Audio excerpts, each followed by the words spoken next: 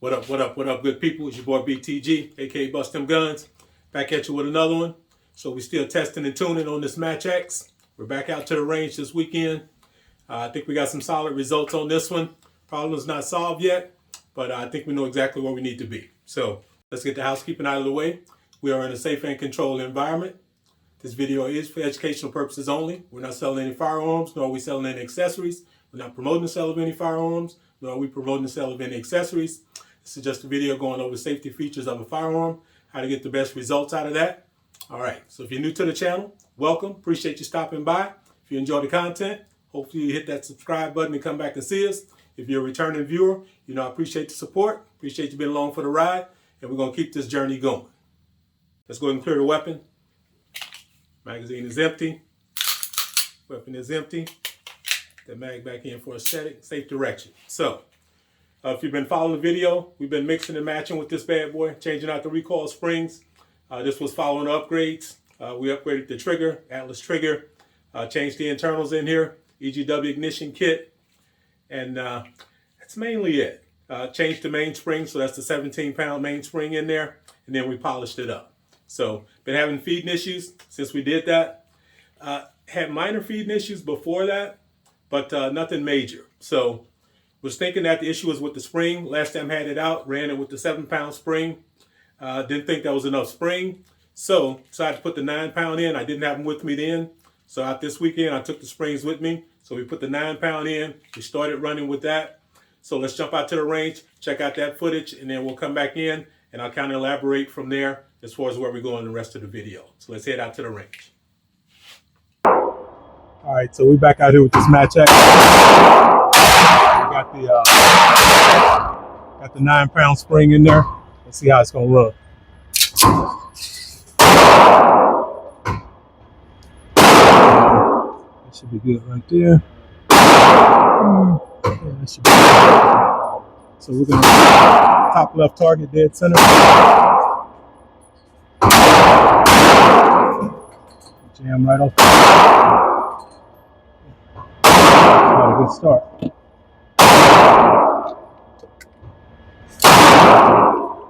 Stove pipe right off the bat. That boy might need the heaviest spring. That's the 10 in there. I need to put the 10 in. No. Let's go again.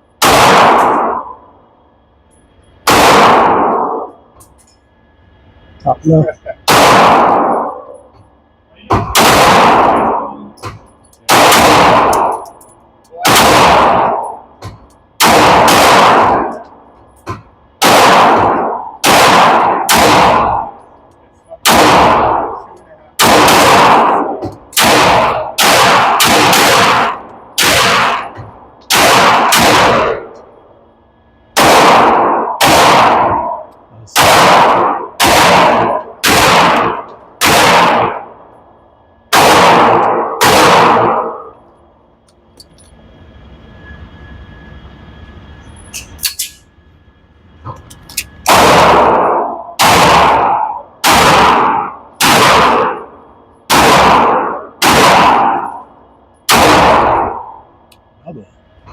Okay. It's pretty nice. I have a ported barrel. All right, so let's go back at it.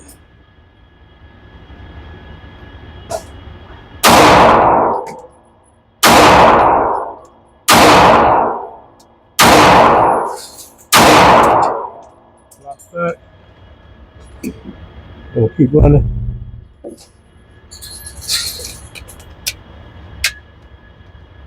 All right.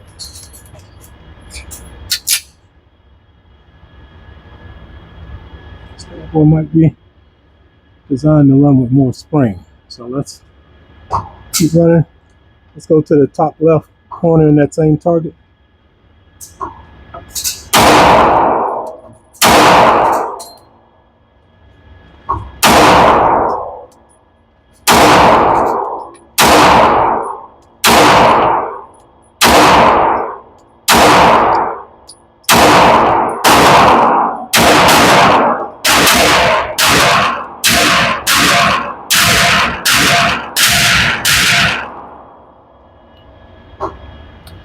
This feels like it's banging pretty hard when it cycles. Yeah, That's what it feels like in the hand.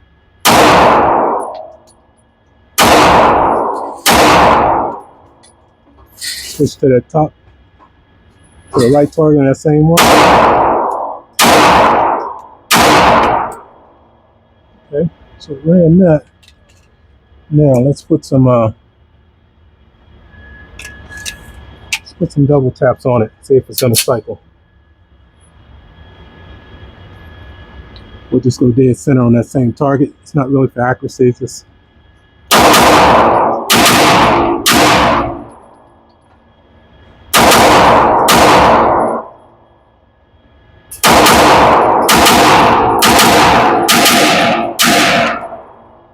okay. It might be in there. We're not gonna sing. Let's run another one. Same thing. Run it fast.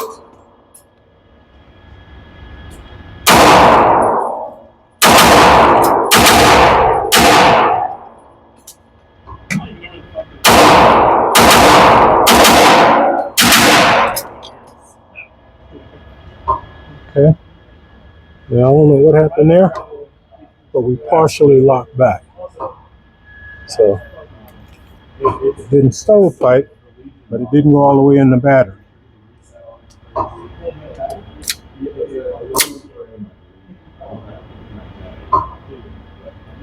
I don't even know what that was. But let's finish this mag.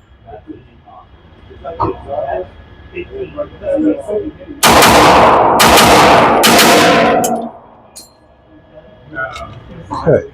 I don't know. Still not comfortable with that. That is the 9-pound spring in there. I did bring the other springs, so might consider taking it up to the 10 and see how it likes that. So we'll see. Let's take a break, regroup, and then we'll come back at it. All right. So as you can see, right out the gate, we had feeding issues. This bad boy was stovepiping. So obviously, I don't think it's much of a spring issue. But I did have the other springs with me, so decided that I was going to swap out the springs and just see if it made a difference. Another issue came into play, and that was with it not going completely back in the battery. So what this bad boy did, and I think it did in that initial video, it would stop, I guess say maybe about a eighth of an inch before going all the way in. That's a separate issue. That is a lockup issue. And I'd watched Skip's Guns videos, and one thing that he mentioned in there is that the barrel link is oversized in these. So I guess mass production, they don't tight fit them. So the link in here, he said he thought it was more like a 5 when it should be like a 4. And one of the upgrades that he did in his is he changed that barrel link to a 4. He said changed the lockup, made it function better. So that's a change that's going to be coming. In the end of this video, I did tune the extractor because it turns out with the 10-pound spring, and you'll see, we still had issues in there as well. So next outing, I've got the 10-pound spring in here, run some rounds through this bad boy, see if it's going to cycle, and then we'll come back in and we'll go from there. But at the end of this video, I do have a video on how to tune the extractor in this bad boy, because it seems like that's been the issue all along with that barrel link issue. But the barrel link is secondary. As far as our cycling, our stove piping, I think that's pretty much an extractor issue. So definitely stay tuned to the end, or if you want to fast forward to that, you can. But I've got a video on how to tune the extractor to get this bad boy set to where it cycles fine and get rid of those stove pipes. So let's head back out to the range to see how that 10-pound spring does. Since we got all the springs, I took and put the 10-pound spring in here. So let's see what effect that has.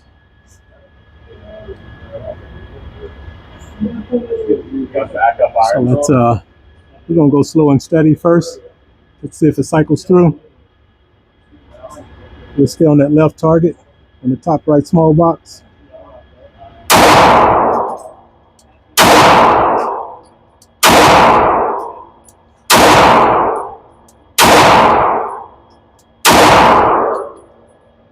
To the camera.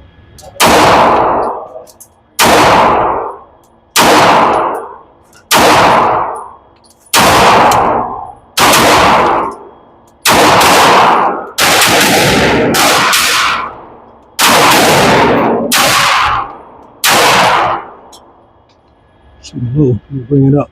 So I went through all of those. So what we're gonna do now, we're gonna double tap through this other mag. Let's see. We're just gonna go just on target, double tap. Okay.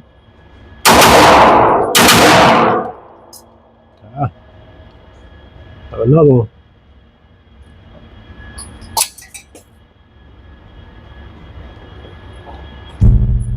Get it?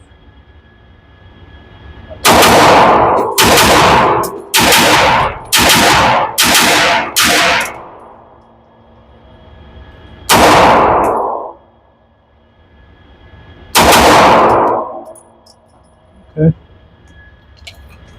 I think we're getting there, but still not happy with that. So again,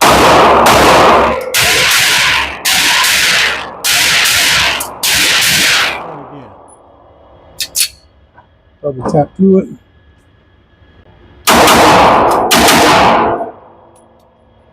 Yep. So we got another one. Yeah.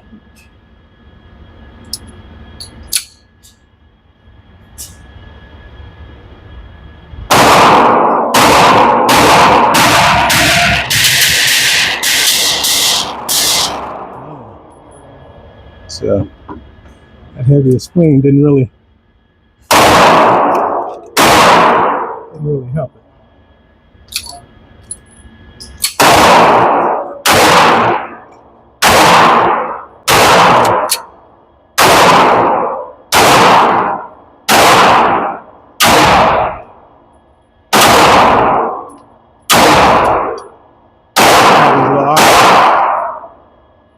Yeah, see then? It didn't go all the way in the battery. So you got that gap right there? I don't know what's up with that. I mean, I have no idea how long it's That is weird. Okay, then it popped in. That seems like a lockup thing. Probably. The tech batteries are kind of shorter lived compared to like 10 to 15,000 hours versus the standard like 50. So, okay. If you haven't changed in like a year. We're going to pause it right there. All right. So as you can see, it runs, but you're still getting the same issue. You're still getting stovepipes. You're still getting that round getting stuck in there. And just from doing some video research, all those characteristics of how the round just sits right up top, how it's just sticking up out of there, all that signs of an extractor not holding the round. So the round is not staying in the extractor and coming back enough for the ejector to kick it out. So that's been the problem. So that round is just kind of free floating. And then when the slide comes back forward, it's just catching it inside of the chamber area there. So that's been the issue. So the 10 pound, it ran, but it didn't really run any different than the 9 pound. It would run, but then periodically it would stovepipe. And I think that's because that extractor is just dancing around in there. There's two issues with the extractor. One is not holding the round tight enough for it to come back and let the ejector do its thing. And the other thing is that the extractor is clocking. And that's a term that I learned. That's it turning. These weapons, they're not precision, they're not hand fitted. These are mass produced. So where that extractor, that firing pin cover plate, where it goes on there, if that plate is not tightly fitted, then that extractor can kind of pivot left and right. And they call that clocking. So that's a new term that I just learned. And that's just another way of it allowing it to dance around in there. And you'll notice when you pull the extractor out, and you see when I pull it out, that it just slides in and out. There's no friction, there's no tension there. You can just drop it in and out. And that's not good. It needs to be tension in there, and that'll prevent that, even if it's not tightly fit as far as the firing pin plate, that'll still keep it from pivoting because it's tight fit in the opening there. So I'll show you how to tune that. And then after you tune that, I'll show you how to tune the actual end of the extractor. So that it holds that bullet enough for it to eject out properly. So what I did is obviously realized that the 10 pound wasn't solving the issue. I went back to the 7 pound that I originally had in there just to see how it would run. So this outing here, this is the 7 pound spring back in there to see just how it was going to function. So let's take a look at that, and then we'll come back in and we'll move to that other video. Let's head out to the range. So I put the 7 pound back in this bad boy. I think we might have more of a barrel lug issue than a spring issue. So we're gonna run it with this. So let's go to that right target. It should be in camera.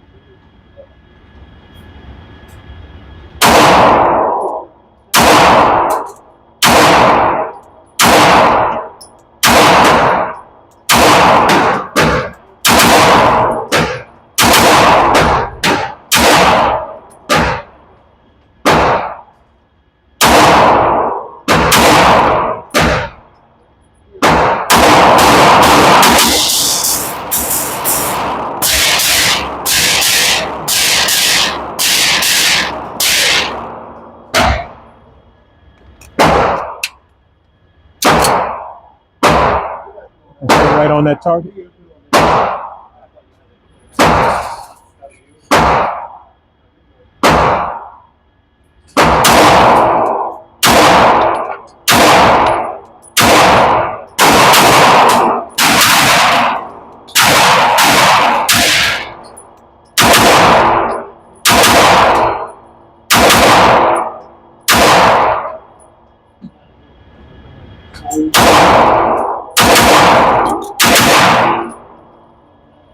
Ran through that one fine. So we're going to stick with the 7 pound, but we are going to order that number 4 barrel lug, and I'm going to switch that out. But I think we're good with this. We're not going to play with the springs anymore. I think we're solid there.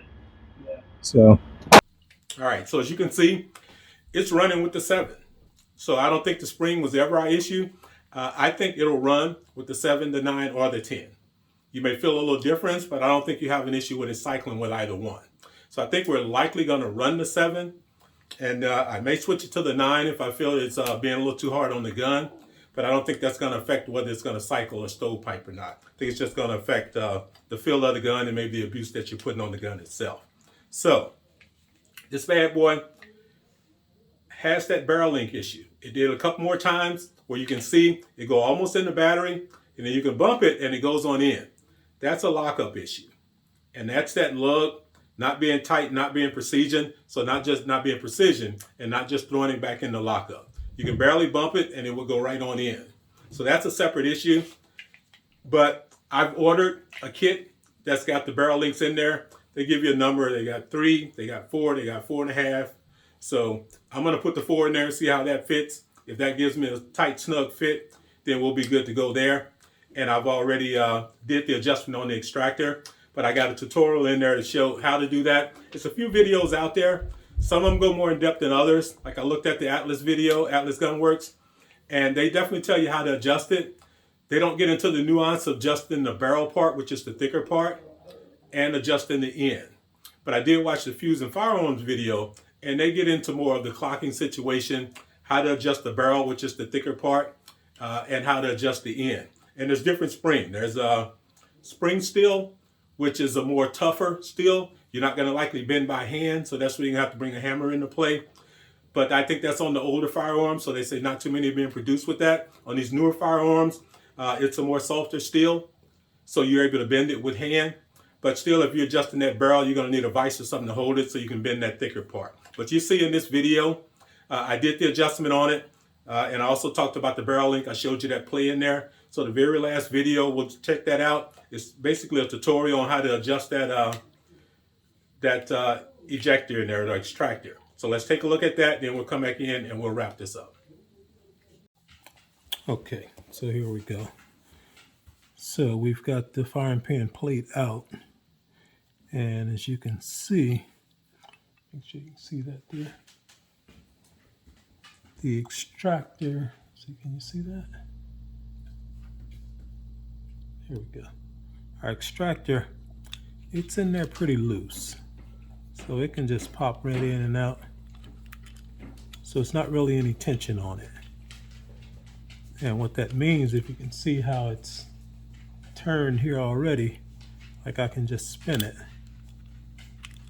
Pop it up out of there. You can just kind of make sure you can see that there. So if you see how I can kind of pivot it there back and forth, that's called clocking. And that's something I just found out tonight. So that's letting that firing pin, that extractor move around in there. And that's going to give you inconsistent ejections. So we need to make two adjustments. We need to adjust the back end of this barrel here to put some tension on there. And then once we get that set and get some tension on that where it can't move around, then we'll reset the front of the extractor and make sure that we got good tension where it'll grab the bullet. So let's start here. So we're gonna start in the vise. Put that bad boy in there. And we wanna put pressure on this here. So we're trying to bend back here. We don't wanna bend up here yet. So we're gonna pull that whole thing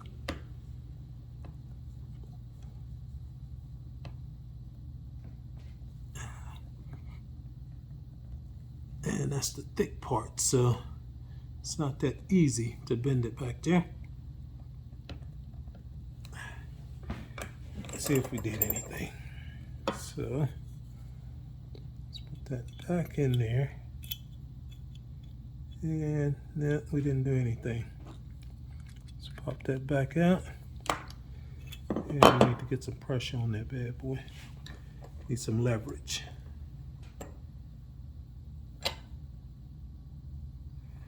So we're gonna come over with it. Felt some movement there. So now let's see where we are. Put it back down in there. Okay, and now it doesn't just drop in. So we've got tension now. We've got to actually push it down in there. There we go.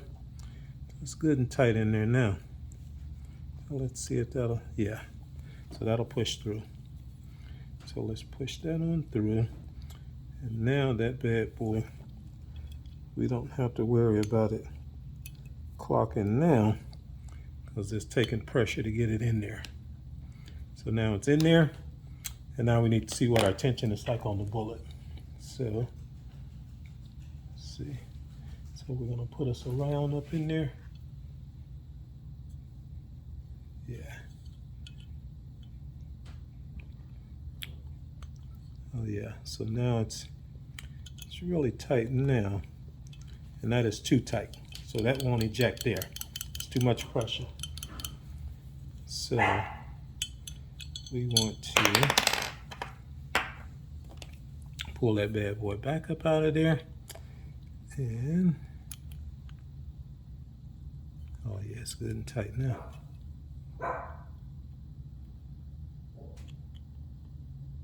There we go. Let's get a little upward pressure on it.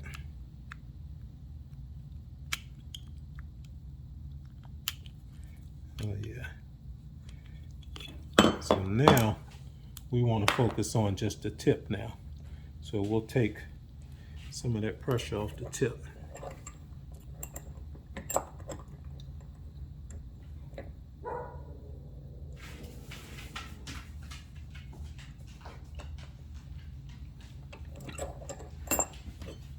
Let's try that.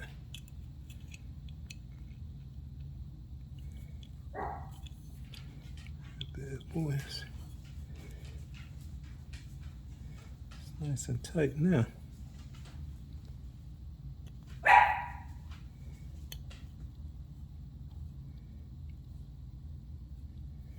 So that is flush. Now let's see where our bullet's at now.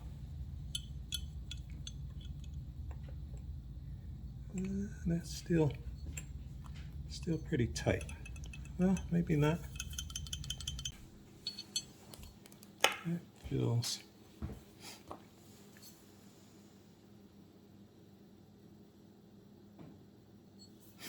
That might be good.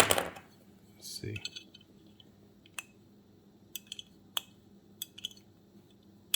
Yeah, I think that might be good. Let's see if we can't chamber some rounds with that. Okay. So